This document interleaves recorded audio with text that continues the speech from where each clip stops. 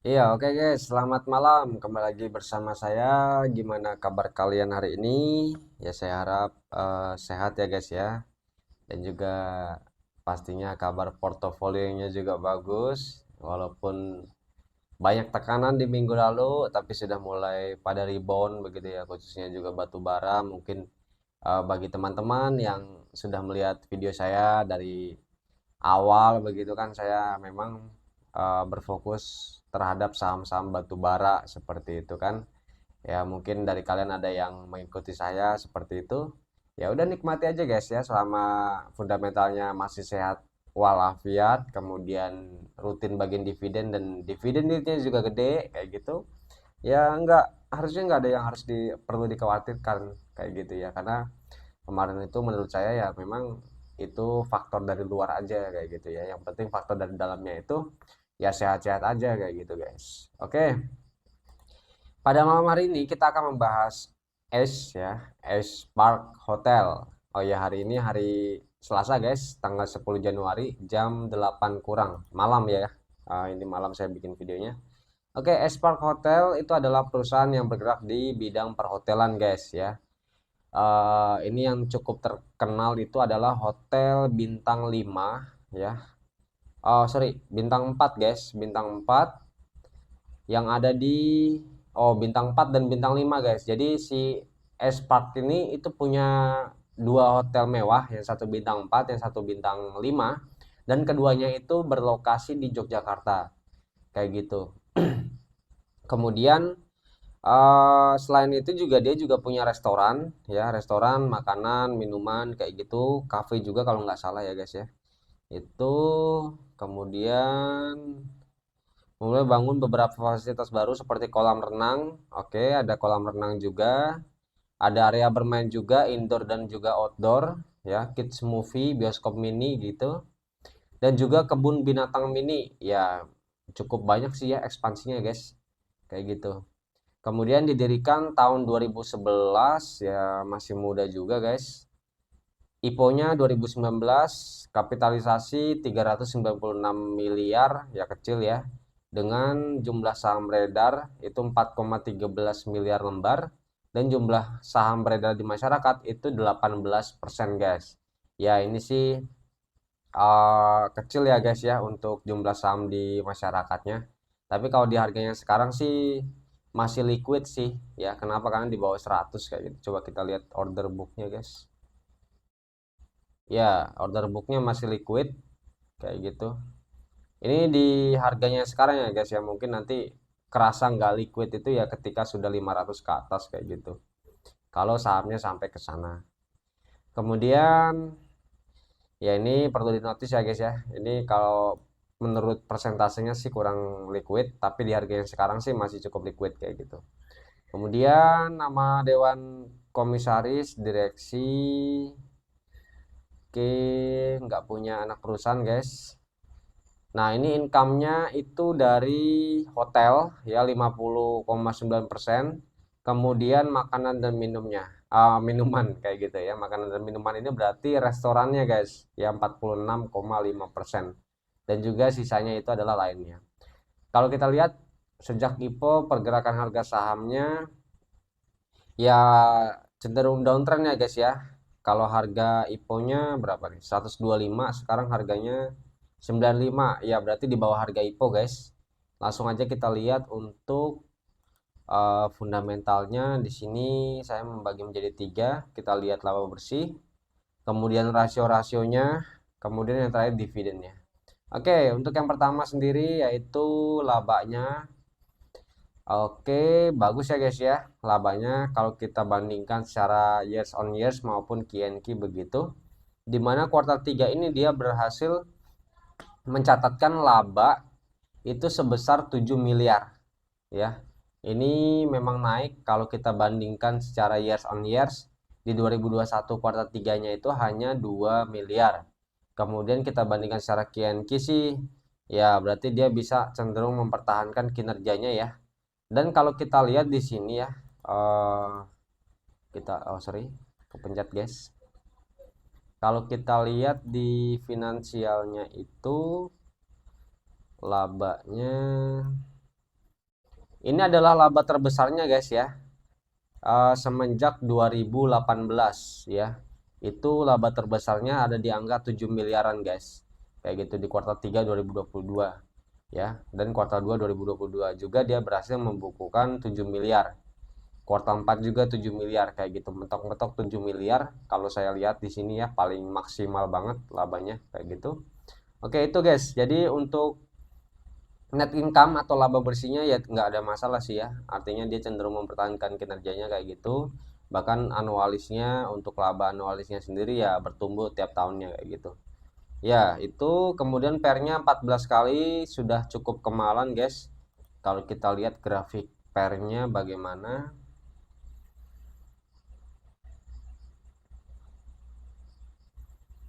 Oke, ini pair terendahnya ya guys ya. Oh enggak, dia sempat ada di minus ya guys ya. Pairnya sempat minus guys. Sempat minus di 2020. Ya, kalau tadi kita lihat sekilas di labanya sih ada hutangnya kayak gitu ya. Untuk labanya sendiri itu minus guys ya. Yaitu kemudian ini pairnya 14,7 kali begitu. Oke. Ya masih cenderung rendah ya kalau kita hitung dari rasio 0 begitu ya 14,7 kali. Itu ya nanti coba kita lihat yang lainnya PBV-nya berapa? PBV 1,6 ya. Sudah kemahalan ya guys ya, sudah kemahalan, sudah lebih dari 10 pernya, PBV juga udah lebih dari satu kayak gitu. Ya menurut saya sih harganya segini ya memang ya wajar lah turun ya untuk mewajarkan harga begitu ya. Itu guys. Nah, hati-hati guys untuk saham-saham begini apalagi kalau dia dividennya kecil atau bahkan tidak membagikan dividen kayak gitu. Nanti kita lihat dividennya belum pasti kayak gitu. Tapi yang jelas ini juga sudah menjadi warning bagi kita memang harganya sudah kemalan. Itu menurut rasionya kayak gitu. Kalau kita lihat untuk utang-utangnya di sini liabilities to equity 0,09 ya hampir nggak ada hutang guys ya. Jadi untuk perusahaan ini bagus, hampir nggak ada utang 0,09 untuk perbandingan antara liabilitas atau utang-utangnya dengan ekuitasnya atau modalnya kayak gitu. Hampir nggak ada utang. Ya bagus sih kalau menurut saya.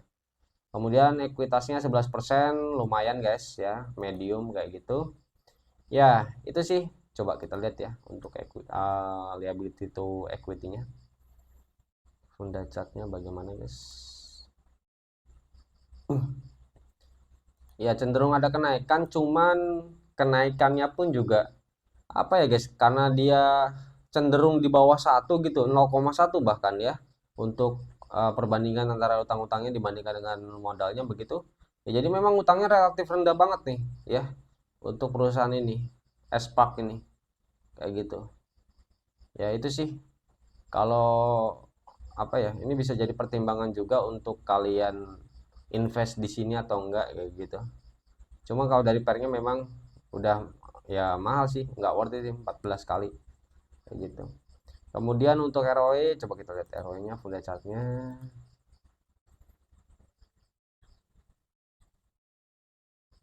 ROE, ya ROE-nya naik. Ya ROE-nya terus bertumbuh ya guys ya, bagus sih ya. Toh juga ini juga tadi kalau kita lihat sekilas profilnya itu dia berekspansi nggak cuma di hotel aja ya, ada juga restoran begitu dan juga tempat-tempat hiburan ya. Ya, memang ini kan termasuk sektor properti juga ya. Dia punya hotel begitu, tempat hiburan begitu kan. Ya apa ya? Di 2020 memang terpuruknya ya, betul-betul terpuruk begitu sektor-sektor seperti ini. Tapi memang sudah mulai kembali lagi ke jalurnya begitu, sudah mulai recovery begitu ya. Udah mulai ramai juga ya, yang pastinya kalau dulu kan nggak bisa kemana-mana di rumah aja. Kalau sekarang kan bisa berpergian kayak gitu, jadi pendapatan hotelnya pun juga pastinya meningkat harusnya ya guys ya.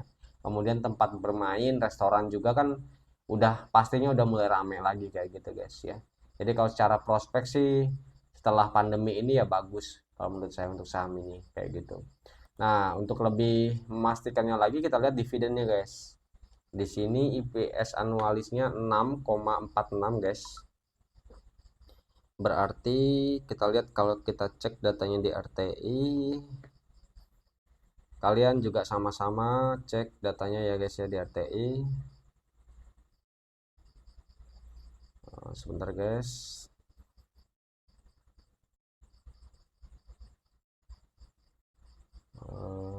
Yes.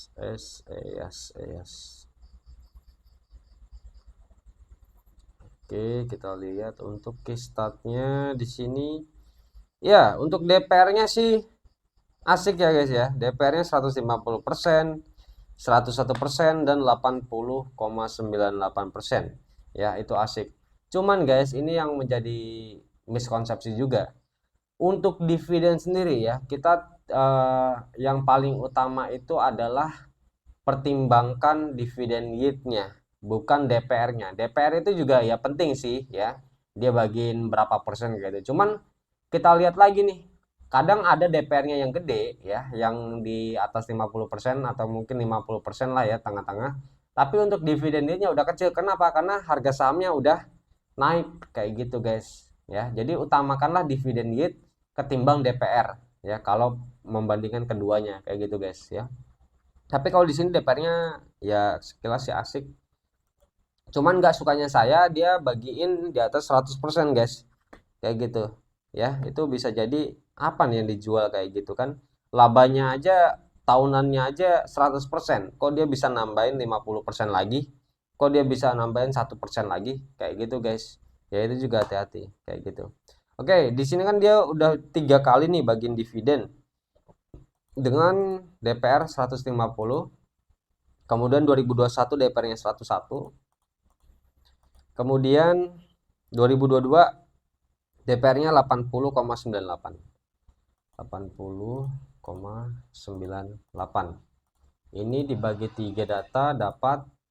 Oke, ini adalah rata-rata DPR yang dia bagikan selama 3 tahun terakhir, yaitu 110,66 ya untuk DPR-nya. 110,66%. Berarti kalau kita kalikan, tapi ini nggak worth it sih ya guys ya menurut saya. Kalau kita coba 100% aja gitu ya. Atau mungkin sama dengan dividen ditutup buku di interim ya kalau nggak salah ini. Interim atau apa nih guys? Karena dia udah bagiin di bulan apa nih? Bulan 10, 1,6 guys. Padahal belum tutup buku kayak gitu. Ya. Oke, kayaknya sih ini interim guys. Ya. Interimnya 1, 2, 3, 4. Wow, 4 kali dia bagiin interim guys ya. Di bulan 4 ya 2 kali, kemudian 1 kali di bulan 8 dan 1 kali di bulan 10 guys. Kayak gitu. Sekarang udah 80%-an. Kayak gitu guys ya. Itu sih. Oke, coba kita hitung aja ya guys ya. Kalau dia bagiin 100% aja kayak gitu ya dari total IPS keseluruhannya itu berapa? 6 ya, 6,46. Oke, berarti kali 6,46 ini dibagi 100, ini ya 6, sorry kebalik ya, berarti ini ya 6,46 ini yang akan dia bagikan kayak gitu kalau 100%. 6,46 kayak gitu. Sekarang harganya 95, berarti dividennya berapa guys? Dibagi 95. Iya, 6,8% ya, lumayan sih ya. Lumayan sih di harganya sekarang kalian dapat dividen yield 6,8%. Ya, mungkin bagi kalian ada yang mau hold atau entry kayak gitu untuk saham S ini kayak gitu ya. Menurut saya cukup worth it ya. Di atas 5%, ya di atas 6%, tapi mepet banget memang ada di atas 6% kayak gitu. Ya, kalau harga wajarnya berarti kalau dia bagiin, tapi kan dia udah bagiin berapa nih guys? 80% ya dengan DPS-nya 4,86. Berarti masih dikurangin lagi guys. Berarti 4, berapa tadi? 6,46 itu dikurangin dengan 4,86. Iya, 1,6. Ini dividen finalnya ya. Kemungkinan dia bagiin segini. Kenapa? Karena dia udah bagiin 4 kali. ya. Dia udah bagi 4 kali dan total keseluruhannya yang dia udah bagi 4 kali itu adalah 4,86 dari total keseluruhan dividennya yang 6,46 tadi. Ya, jadi cuma sisa segini. Kecuali kalau labanya lebih gede lagi, ya ada kemungkinan potensi dividen yang didapatkan di final itu bukan 1,6, melainkan ya bisa lebih tinggi lagi atau lebih gede lagi kayak gitu, guys. Ya. Tapi kalau kita hitung dividen yield secara dividen keseluruhannya, ya didapatkan 6,8%. Ya, ini terkhusus bagi kalian yang sudah dapat di 4 dividen interim tadi, ya, yang sudah dapat 4 dividen interim tadi plus dividen final nantinya ya, kalau seandainya kalian hold di harganya sekarang kayak gitu ya, apa ya, ya itu 6,8%. Cuman dia kan pernah menyentuh ke bawah juga ya, dia kalau nggak salah pernah menyentuh, nah ini 60 juga ya, berarti kan ada nih guys ya untuk holdernya yang memang di bawah kayak gitu. Kalau di atas sih memang dividennya bukan 6,8% lagi guys, kayak gitu ya, bisa jadi berkurang ya. Cuman di harga yang sekarang memang 6,8 itu masih worth it kayak gitu. Nah, kalau ada holdernya yang ada di harga bawah, yang menurut saya masih worth it untuk di hold. Kenapa? Karena memang dividen yieldnya itu masih 6%-an ke atas berarti. Kalau misalnya harganya, kalian harga average-nya ya, average buy-nya itu di 60 misalnya kayak gitu. Kalau 60 berarti berapa guys? 6,46 dibagi 60. Iya, dapat 10,7%. Ya, ini worth it banget sih. Ya, kalau kalian hold di harga 60 kayak gitu. Tapi kalau holdnya di atas harga 95 ini misal 100 kayak gitu, pasti kan dividennya juga kan berkurang. Kecuali kalau si S ini bisa apa ya, labanya itu terus bertumbuh ya, kalau bisa di atas 7 miliar ya, maka IPS-nya pun juga akan mengikuti terus bertumbuh juga. Dampaknya apa? Dividen yang dia bagikan bisa lebih gede lagi ya, dan potensi dividen nya bisa lebih gede juga kayak gitu, mengikuti dividen yang dibagikan. Kayak gitu sih guys ya. Jadi dari segi fundamental ya sebetulnya cukup menarik ya kalau kalian hold dan harganya average-nya ada di bawah kayak gitu guys ya. Tapi kalau ada yang average-nya harganya di atas kayak gitu, di atas 95, di atas 100 kayak gitu, ya mungkin bisa dipertimbangkan ya untuk eh, bagaimana kayak gitu ya, untuk sell atau enggak atau tetap hold. Yang jelas memang banyak saham-saham lainnya yang dividennya lebih gede kayak gitu loh. Itu sih guys. Oke, langsung kita lihat ke teknikalnya di sini. Kita lihat MACD-nya. Iya, MACD-nya sih ya sebetulnya ini udah perpotongan ya guys ya. Bisa dikatakan golden cross juga kayak gitu, volume juga. Volumenya bagaimana ya? Meskipun dia merah, volumenya kecil guys ya, volumenya kecil. Ada potensi untuk naik lagi sih guys kalau menurut saya ya. Untuk stokastik juga ya, dia mulai ada di titik jenuh untuk jual kayak gitu. Ya kemungkinan yang mentok-mentok dia resist dulu nih di sini. Hmm, nah ini sini sini. Ya di area 90 92 perhatikan aja. Jangan sampai jebol ya. Itu kalau dia bisa mantul di atas 92 kayak gitu sih, ya harusnya ya dia bakal ke sini. Ke sini lagi. Ya retest lagi di area 98 ya sampai 100. Kayak gitu sih. 98 sampai 100. Ya, itu sih. Ya, sini ya guys ya. Nah, ini. Ya memang ini harga nanggung sih kalau segini ya 95 ini. Kalau ada yang mau masuk ya perhatikan aja nanti supportnya di area 90 sampai 92 lah ya. Itu sih kayak gitu. Kalau dia berhasil mantul, MACD ngarah ke atas, golden cross, ya dia pasti naik kayak gitu sih. Tapi kalau ini jebol 90 92 ya siap-siap turun lagi kayak gitu. Turunnya kemana? Turunnya bisa ke sini 80-an ya. Itu sih guys ya. TP-nya di mana? Kalau dia bisa berhasil mantul dari 90 92 ya 96 lah ya, 96 sampai 100 itu area TP-nya. Kayak gitu sih guys untuk saham S ini ya. Jadi kesimpulannya untuk fundamentalnya ya cukup menarik, cuman nggak begitu wow banget ya. Potensi dividennya keseluruhan itu interim plus finalnya itu adalah 6,8% kayak gitu. Sedangkan ya hutang-hutangnya relatif rendah kayak gitu. Harga sekarang ya masih liquid walaupun jumlah saham yang beredar di masyarakat cuman 7% persentasenya kayak gitu, tapi ya cukup liquid ya karena harganya masih 95 juga kayak gitu. Nah, sekarang dari kesimpulan teknikalnya, supportnya perhatikan di area 90 92 kayak gitu. Apabila berhasil mantul ya ke sini 95 96 sampai 100. Tapi kalau dia jebol di bawah 90 92 kayak gitu, ya dia bakal ke 86. Kayak gitu sih, guys. Oke, jika video ini bermanfaat, jangan lupa untuk subscribe, like, dan juga komen. Sampai jumpa dan see you semua. Bye.